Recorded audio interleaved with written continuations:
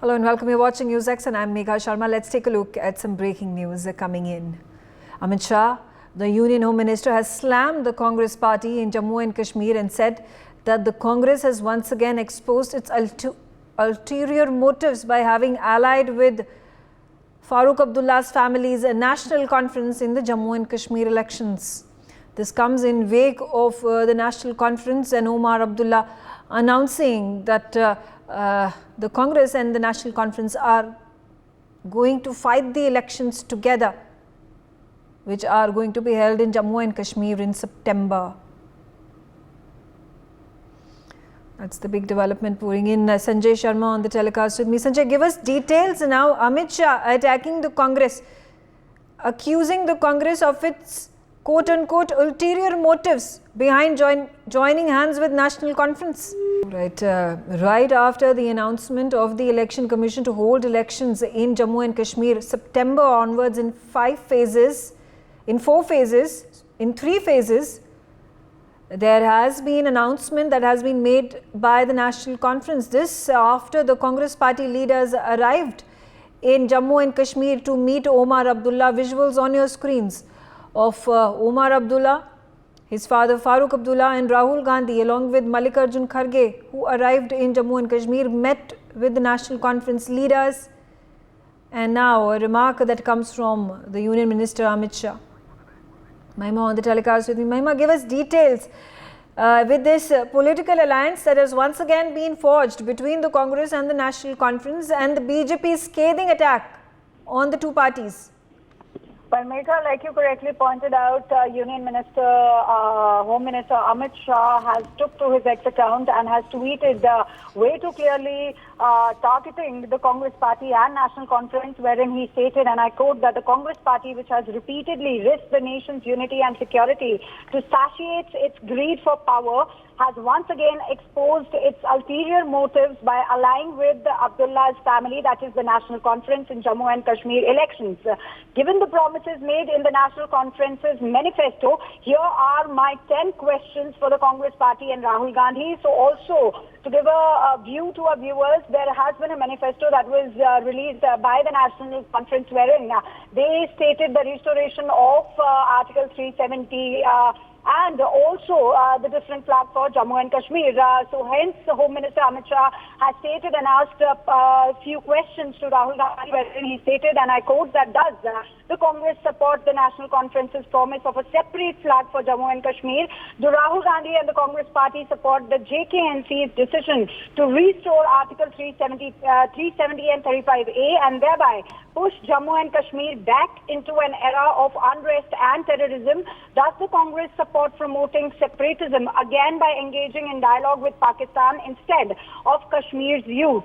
Do the Congress party and Rahul Gandhi support the National Conference's decision to start LOC trade with Pakistan, thereby nurturing terrorism and its ecosystem across the border? Does Congress party support reinstating relatives of those involved in terrorism and stone pelting into the government jobs, thereby bringing back terrorism, extremism and the era of strikes? Also further on, taking to his X account, Home Minister Amit Shah stated, Megha, the alliance has exposed the Congress party's anti-reservation stance. Does the Congress support the JKNC's promise to end reservation for Dalits, Gujars, backwards and Pahari community, thereby injustice upon them? So these were certain questions that have been put forth by Union Home Minister Amit Shah, stating that whether the alliance and the promises made by the National Conference will last in the Assembly election that is going to be held on the 18th, 25th and the 1st of October 2024. Megha. Prime Minister Narendra Modi's visit to Kyiv marks a historic day in the Ukraine-India ties, but more importantly, it sends out a strong message to the rest of the world. It's India's way of telling the world that it will not hesitate in using its growing stature in the new world order to make itself heard and take on the role of an important stakeholder and the voice of the global south to make itself be heard. The Prime Minister's visit comes at a time of Ukraine's incursion into Kursk in Russia. Let there be no confusion in anyone's minds on the reason behind Prime Minister's visit to Ukraine at this juncture.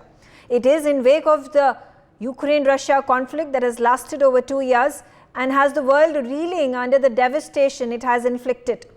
India has the inherent advantage of having close ties with Russia and the United States of America to be in a unique position to assess the viewpoints of the two belligerent countries of Ukraine and Russia.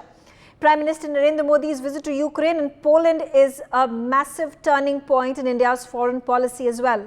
Taking a look at the history of India-Poland ties, which were cordial up until 1991, the three Indian Prime Ministers had made trips to Warsaw successively from the time Poland signed the Warsaw Treaty in the 1950s. India then distanced itself from Poland after the disintegration of USSR and the Warsaw Treaty that came to an end with it. The move could be interpreted as India's full support to Russia as its all-weather ally. Now, in the midst of the changing geopolitical dynamic and India's growing strength, the visit to Warsaw and Kyiv is being seen as India's asserting itself as a country with a foreign policy that is uniquely its own. In wake of Russia's growing closeness to China and United States' unequivocal stance on the growing aggression of Xi Jinping regime in the Indo-Pacific, India needs all the support it can garner to fight the dragon. This visit marks a new chapter in India's foreign policy towards the West. Whether it is Hungary or Russia, Poland or Ukraine, India has made its presence felt in no uncertain terms. Let's start this conversation. Ambassador Baswati Mukherjee on the telecast with me. And Ambassador, while the West will interpret this visit of Prime Minister Narendra Modi to Kyiv and before that to Warsaw as something of a quote-unquote balancing act by India after Prime Minister Narendra Modi visited Russia and met with President Putin, the overarching message that goes out to the world, more importantly, is India's growing stature and a turning point in its foreign policy when it looks at Europe and the rest of the world, particularly in the West. I agree with you, Megha. In fact, as I said yesterday in your channel, this visit to Poland and then to Kyiv shows that India's foreign policy under Prime Minister Modi has come of age. If you recall, it was Prime Minister Modi who reminded President Putin some time back that this is not the era of war. And in fact, he reiterated the same message to President Putin when the West wants to call this visit a balancing visit. I would term it differently.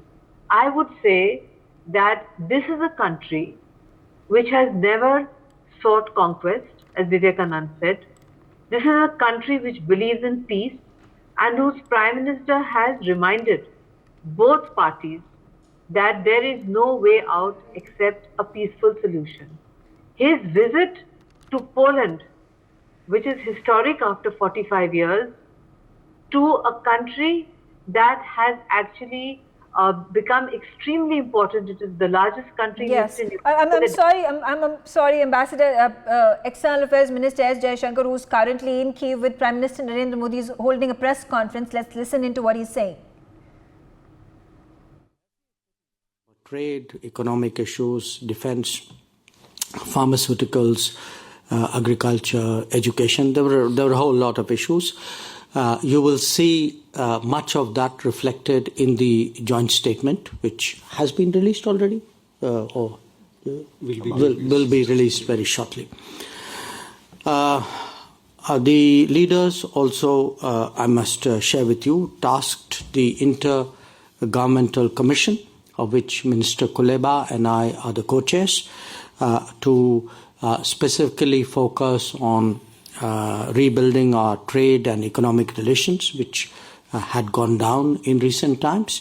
And we certainly look forward to having an early meeting of that body, definitely by the end of this year.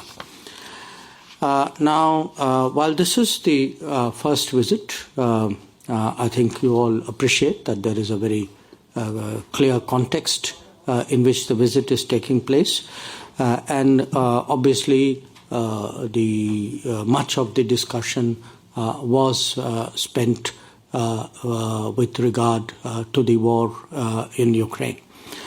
So, before I come to exactly what was discussed, I just want to give a little bit of background here, which is that there have been a number of public positions taken by India and by the Prime Minister on this subject. A little more than 2 years ago, he had actually publicly said that this is not an era of war.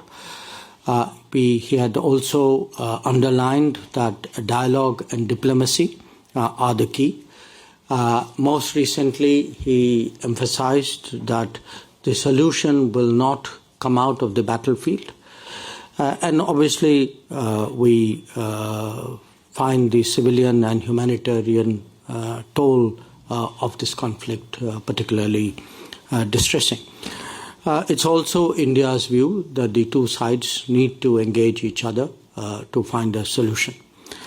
Now, I also want to, I'll come to the joint statement, but there's a particular segment in the joint statement which pertains to the conflict. So let me read that out,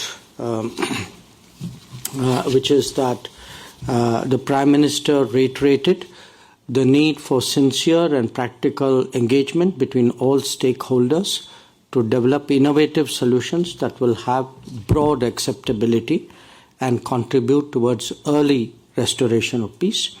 He reiterated India's willingness to contribute in all possible ways to facilitate an early return of peace. Now, while I read that part out from the joint statement, again, just to refresh your memory, or for those of you who may not be entirely aware of it, I would like to remind you that in the past, India has actually been actively associated with various efforts led by various countries in this regard. We supported the Turkish effort in 2022 to open up the Black Sea grain corridor. In September 2022 also, Prime Minister Danish Schmihal actually took up with us the concerns regarding the Zaporizhzhia nuclear power plant at that time. It was a matter on which we had been thereafter directly in touch with the Russians and then back to the Ukrainian side, also been in touch with IAEA Director General Rafael Grossi. And at various other points of time, we had also taken public positions cautioning against the danger of escalation. Now, let me now come to today's discussion on this particular subject, because I would say in terms of the time which the Prime Minister and President Zelenskyy spent, most of it actually was in regard to the conflict. So here, the Prime Minister spoke about our position, which I have summed up for you, that there's not an era of war, that dialogue and diplomacy are key, so the solution will not come out of the battlefield. He shared the widespread sentiment in the global south about the repercussions of this conflict for them. He spoke also about his discussions recently with President Putin in Moscow. The Prime Minister, if you remember, was there in July. He sought President Zelenskyy's assessment of both of the ground situation as well as the diplomatic scenario. President Zelenskyy spoke at some length on both issues. He also spoke about taking the global peace summit in regard to Ukraine forward. And I would say, if I were to kind of sum up really what was a fairly long and detailed discussion, one, it revolved around to some extent the military situation, about on the medium term concerns like food and energy, and most of all on conceivable pathways to peace and conflict resolution. I would say, I'm sure the Ukrainian side will do its own briefing, but in fairness, I would sort of sum up their position as saying that they clearly wanted a continued involvement of India with the Global Peace Summit. There was also a discussion about what could be effective ways of taking these discussions forward, not necessarily within the format of the summit. There are obviously multiple possibilities here and multiple views about those possibilities. So what I can say is that it was a very detailed, a very open, in many ways a very constructive discussion. And if there is, any further development in that regard, we will obviously keep you all informed. With regard to other issues, I think the best that I would do, because we have a paucity of time, would be to refer you to the joint statement. I'm summing it up very succinctly. I'm not touching all points, but in the joint statement, I want to emphasize that the Prime Minister and the President reiterated their readiness to further cooperation in upholding principles of international law, including the UN Charter, such as respect for territorial integrity and sovereignty of states. As I said, they spoke about the summit on peace in Ukraine. The last meeting was in June of 2024.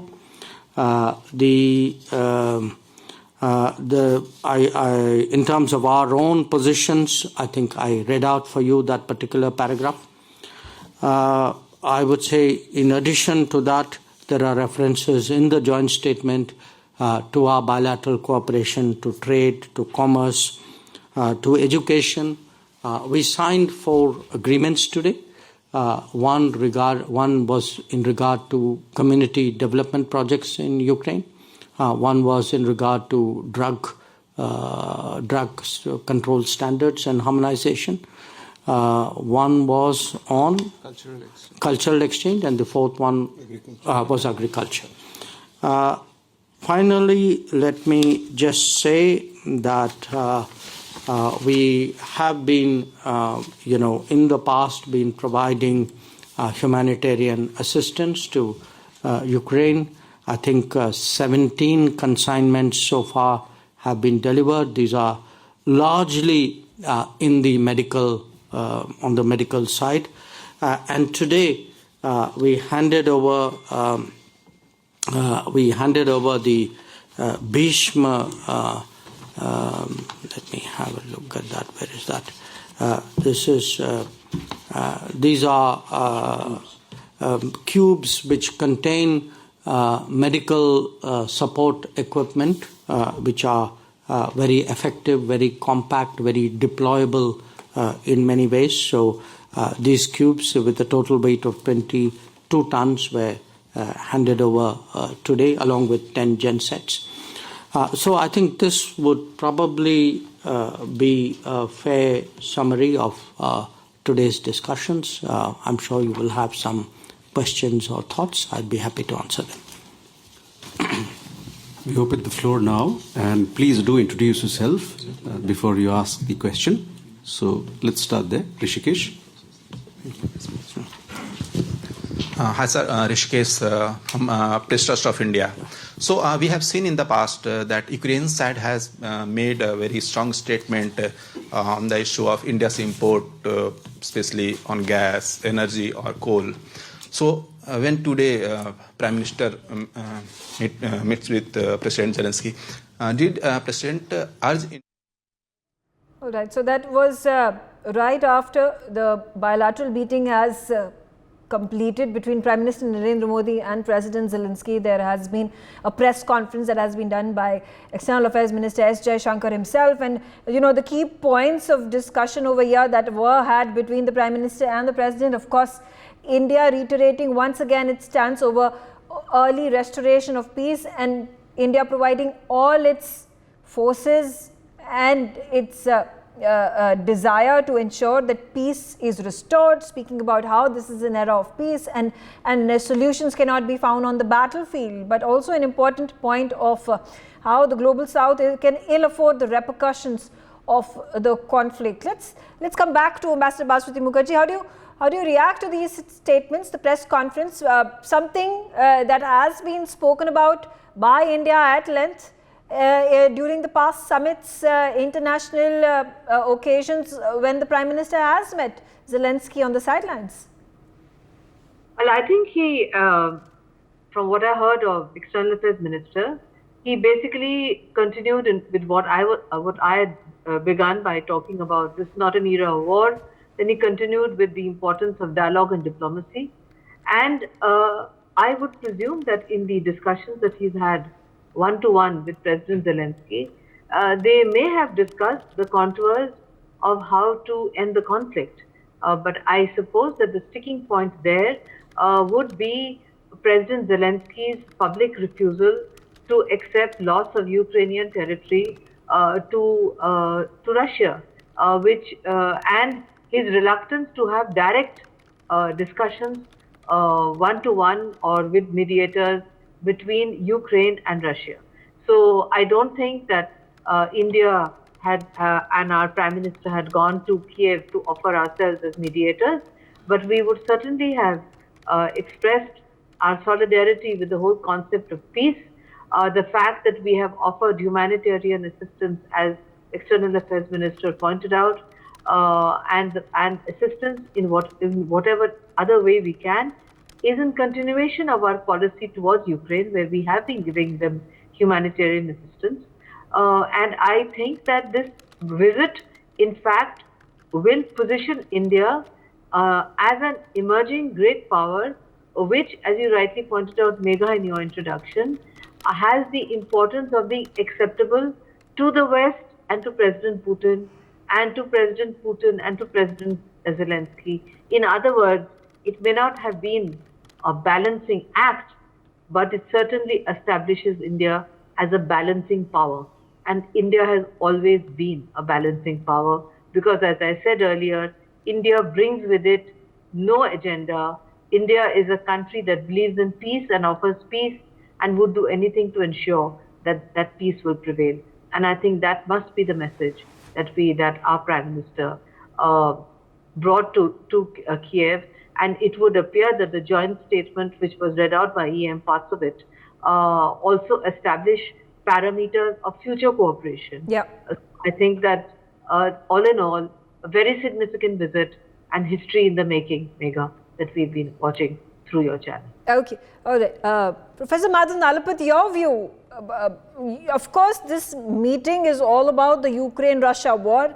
Let's not have any confusion whatsoever. But I do want to take a look at the larger picture, particularly relating to India, how our position over here gets strengthened in the Western world.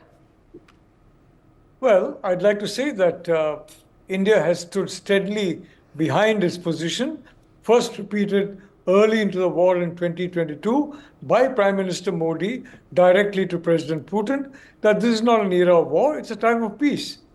At that point in time, President Putin did not react, and possibly the door was slightly open for an armistice, a cessation of hostilities.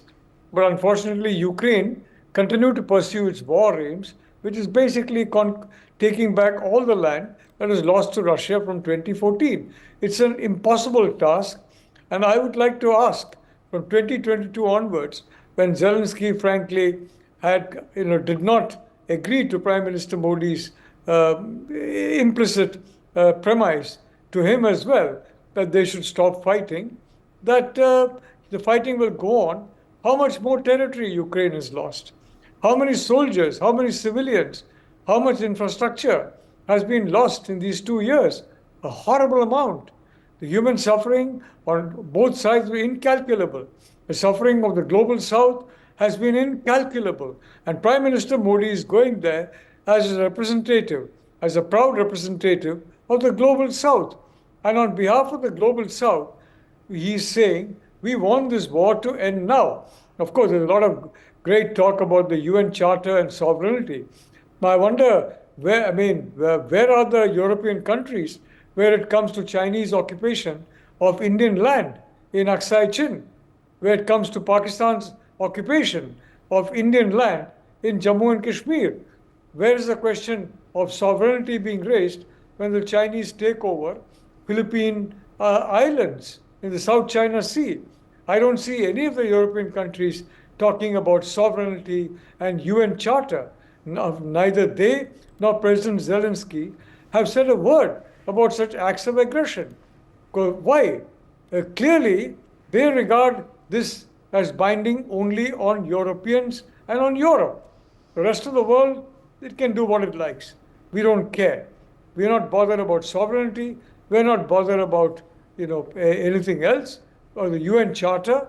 The UN Charter applies only to, long back it was referred to as the fragrant garden by the then chairman of the European Commission. Only to the fragrant garden. Well, that's the entire premise of this Ukraine war.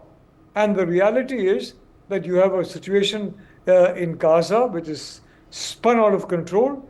You have a very dangerous situation in Taiwan which you can't ignore. And the Chinese Communist Party would like this conflict to continue until it takes a decision on Taiwan. So it's very interested in prolonging the war. And those groups in various parts of the world that are basically talking this line that we should fight on until 2014 is restored are basically towing the exact line that China wants. India wants peace now and armistice now. And that is the only way you can save lives, Russian lives, Ukraine. That way. And that's the point that Prime Minister Modi is making. Right. Absolutely. Padigrit, I'm going to just slightly, appearingly so divert from the subject and talking about the history of India's diplomatic relations with Poland, where Prime Minister was 2 days for the last 2 days, talking about the Warsaw Pact that I had also spoken about during the introduction that I made at the start of this discussion, and then up until the disintegration of USSR, and there was a certain, I might not say tensions, but a slowdown in the diplomacy that India and Poland shared at one point of time, the warm association that the two countries had. And then coming back after 45 years and the Prime Minister going and visiting Poland, Warsaw, and meeting with the head of the state over there, and what is this indicative of?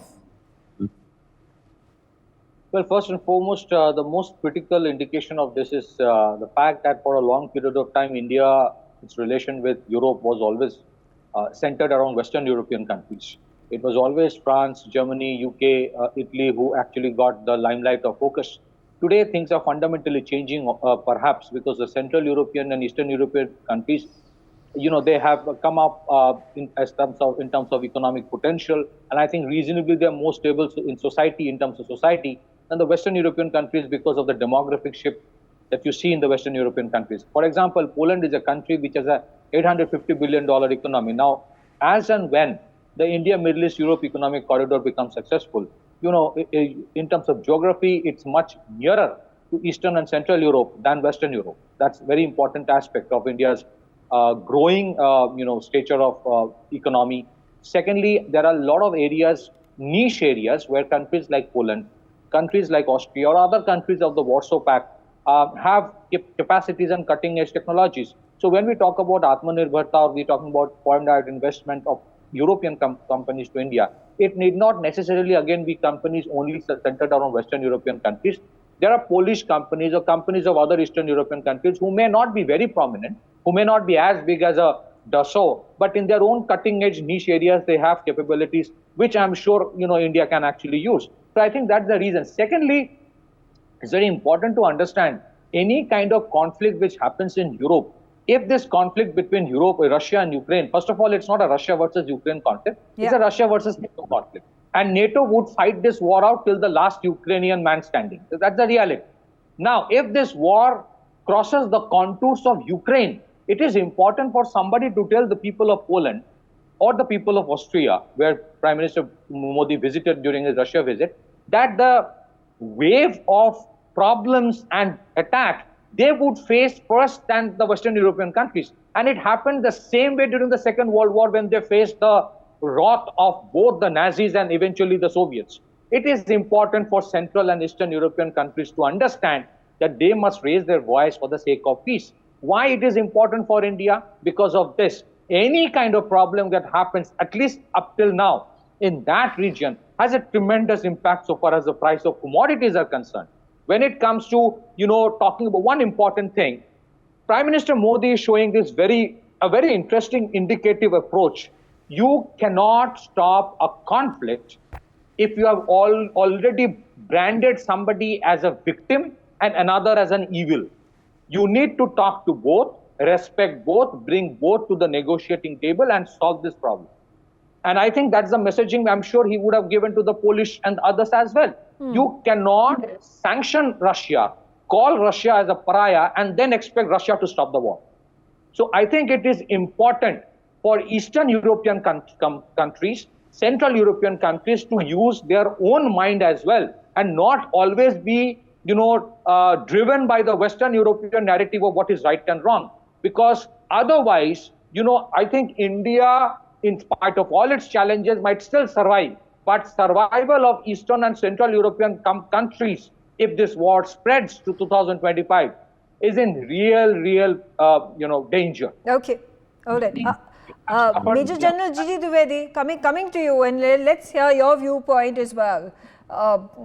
Can India really act as a negotiator in the Ukraine-Russia war? Can there be a truce really that can perhaps emanate out of India now first visiting Russia and now making a trip to Kyiv? Well, Megha, first, I like to talk specific and from the perspective of strategic and security dimensions. Well, today, the world is in real politic era. Every country pursues their own interest, and so also India has its own interest. Now, India's interests here are twofold. First and foremost, ensure that it balances itself, no doubt about it, because today, in real politics, the international relations is all about balancing and posturing. So therefore, India as a pivot power needs to rebalance, and that's exactly what Prime Minister Modi is doing, that he has been to Russia and now back he is in the European countries, and mind you, today, the whole architecture of Europe has changed after the Cold War. The erstwhile Warsaw Pact countries are today the frontline countries of NATO. So that's the ground reality. Second point is that wars are fought with certain specific aims. And to stop the war, only the belligerents have to realize and come to the negotiation table.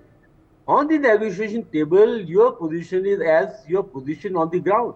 So today, the position on the ground is very dynamic and flux. No two parties can claim victory and no two parties can say we have been defeated. So therefore, the war is still not in the stage where you can go in for peace. Yes, the stage is being set and Prime Minister Modi is there to convince and also to assure both the belligerents that it is for the good of the two and also for the larger good of the world that it's time that they now come on the negotiation table. The third point is how the external powers are looking at it. You see, Europe and America, the transatlantic partnership is very, convincing and a reality. So until the Europe and America put their weight behind the peace effort, I am little skeptical if the peace will prevail. And my last point is, you see, in the world today, there is a conflict all over. While we want peace, but the peace is eluding for simple reason that the aspirations of the countries are different. And today each country is trying to set itself on its own national interest. And I feel that in countries like India and other countries who want to wish peace must put the effort to ensure that this conflict comes to an end. But my last word is conflict is not at a stage where the two sides will get onto the negotiation table, but effort must continue. And lastly, India must keep its interest alive because we have to gain from both the sides, and that's where our interest lies. And we have to ensure that we have multiple engagement, multiple proximities, and at the end of it, multiple neighbors and extended neighbors. Okay. Adit, let's hear it from you as well. Now, will anything change in terms of India's association with the West, not just United States of America, but all the other European nations, in terms of could there be benefits that could be incurred by India and its the diplomatic relations it holds with other European nations in terms of higher trade, in terms of investments, in terms of people-to-people connect, cultural relations? No, absolutely. I think, Prime Minister Modi's efforts to engage with the Eastern European nations, especially, Poland, who, we are meeting after 40 odd years, goes to demonstrate that, we are looking to develop new partnership. We are looking to inculcate and, create an atmosphere where people-to-people connect with the Eastern European countries can be sort of encouraged. And I think this particular meeting with Zelenskyy, I think asserts one thing for certain, which is India's strategic autonomy, where it is seen as a credible power by the Western nations, where it is a nation which is willing to work with everybody, and thus it's sort of a diplomatic win from that perspective. It also somewhere, I think, demonstrates the hollowness of the West. I think West's, like Patikrit, I think he outlined this very well, that you cannot call for sanctions against Russia and basically call them a pariah state and then ask them to come and sign a peace deal, because that is never going to work. So in order for an environment of peace to basically get encouraged and infested, you have to address the issues of both sides. You have to try and have dialogue with both ends to ensure that you can command some sort of a mechanism to get them on the table to start talking. And that's what India is basically trying to do here, and that's what Modi's been seeing to do ever since this conflict started. Even during the G20 summit, Prime Minister Modi said very clearly, this is not an era of war. This is an era of coexistence, and that is how we need to coexist. The one challenge that I see in this grand scheme of things is while Prime Minister Modi is meeting Zelenskyy, you actually have this onslaught against Kursk. So, how does he balance that particular aspect vis-a-vis Russia, where, you are attacking Kursk, but at the same time, you're requesting for some sort of a peace mediation as well. So I think that is where I think the challenges need to be mitigated. Yeah, fairly so, because, there were alarm bells that had been raised by the Ukrainian president when Prime Minister Narendra Modi had visited President Putin in Moscow. This was at a time there was a bombing that took place at a children's hospital, and that was raised as a point of concern as to how could the Prime Minister have met President Putin at such a time. And similarly, there is an incursion into the Russian region of Kursk, and is this justifiable by the Ukrainian government? Zelenskyy, Goncharenko, who's a Ukrainian member of parliament, thank you so much for joining me on the telecast. There has been a press briefing that has been held by the Indian External Affairs Minister S. Jaishankar after the meeting with President Zelenskyy and Prime Minister Narendra Modi got over earlier today. How do you view India's remarks? So once again, talking about this not being an era of war and solutions cannot be found on the battlefield. Hello, first of all, it's quite a historical visit because it's the first visit of Indian leader to Ukraine during the time of independence from 1991.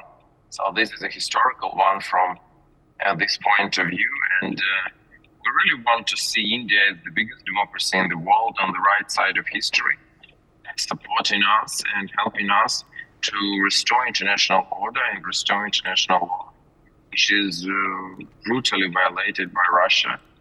Unfortunately, we see a lot of ties economical cooperation of India with Russia. I understand that India tried to follow its best interests, but I really believe that as a democracy, as a kind which also neighbors autocracies and dangerous autocracies and aggressive autocracies, India understands that the international law is important for all of us, for India also.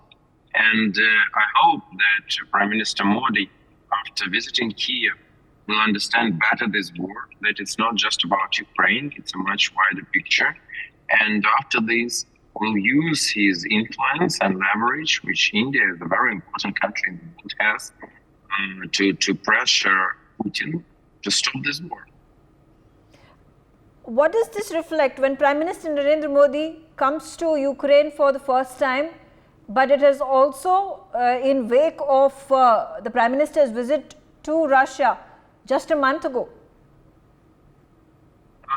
I should be frank with you, we Ukrainian people, we didn't like this visit of Prime Minister Modi to Moscow, all these hugs with Putin, who is a war criminal, and who is, it's not just Ukraine says, it's Supreme Court says, he is a criminal, there is a warrant, issued a warrant against him.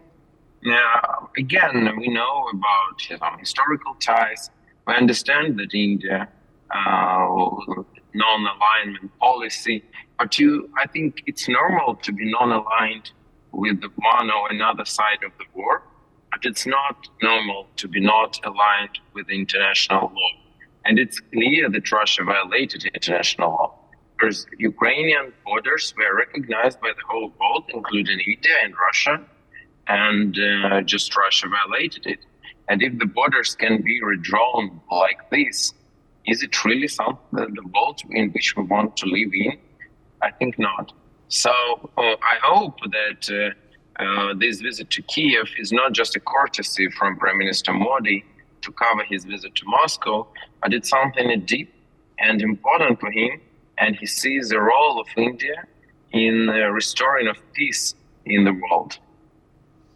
Mr. Goncharenko, keeping in mind that it's in wake of this new world order and talking about India being the voice of the global south, and this was also a point that was raised in the press briefing that was held right after the meeting of the two world leaders happened, talking about the huge repercussions that the global south has had to face in wake of the Ukraine-Russia war. There have been efforts sustainedly, whether it is from the Turkish side or we talk about the Danish Prime Minister trying to find a solution to end this war, as has been futile up until now. Can India be the negotiator? I think India can be one of negotiators, but in reality, I think Putin doesn't want any peace.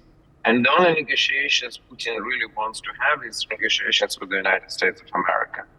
So I think this is a Russian game to show that he wants some peace. He really doesn't. If he would really want some peace, he would act another way.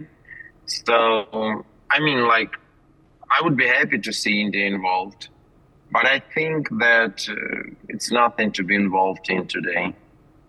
Okay.